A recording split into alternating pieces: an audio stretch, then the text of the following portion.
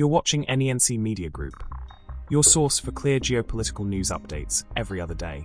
I'm Nick. Tonight's focus, Ukraine's new long-range Flamingo cruise missile, and reports suggesting it could soon be aimed at one of President Putin's residences, plus other high-value targets deep inside Russia. Let's break down what we know. The Flamingo, officially the FP5, is Ukraine's most advanced domestically produced cruise missile.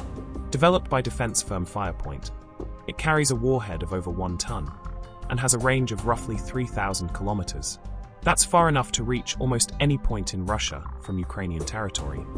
Kyiv began serial production this summer, ramping up toward more than 200 units a month. Unlike Western-supplied missiles, the Flamingo faces no foreign-imposed restrictions on striking targets inside Russia. According to Ukrainian defense sources, potential target lists include strategic oil refineries, weapons depots, and military production hubs. But recent chatter points to something more symbolic, a possible strike on one of Vladimir Putin's official residences. Such a move would be unprecedented and highly provocative. Analysts say it would be intended less for physical damage and more for the psychological and political shock value. Here's my question for you. If Ukraine were to hit a presidential residence, even symbolically, would that be a legitimate act of war, or a dangerous escalation that risks widening the conflict? Drop your thoughts in the comments. And if you value sharp, fact-driven updates without the noise, hit subscribe. NENC Media Group brings you new videos every other day.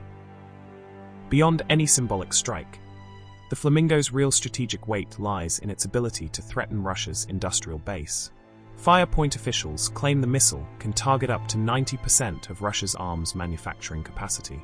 That includes factories producing tanks, artillery shells, and missile components. By forcing Russia to divert air defenses to protect deep rear assets, Ukraine could stretch Moscow's resources thinner along the front lines. Technically, the Flamingo uses GPS guidance with inertial backup, cruising at around 850 to 900 kilometers per hour, and flying low to avoid radar detection. Its accuracy is reported at about 14 meters, making it capable of hitting specific buildings within large complexes. The missile's unusual name comes from an early production mishap, when a batch emerged painted pink.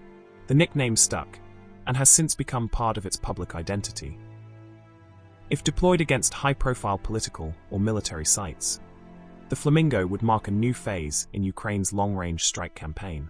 It would also test Russia's layered air defense network, which has struggled at times to intercept smaller, cheaper drones.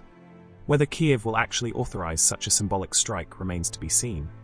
But the capability is now in place, and the message is clear: distance is no longer a guarantee of safety. That's our update on the Flamingo missile and its potential targets. If you found this briefing useful, give it a like, share it with others following the conflict. And remember, NENC Media Group delivers concise geopolitical news every other day. Stay informed, stay prepared, and I'll see you in the next update.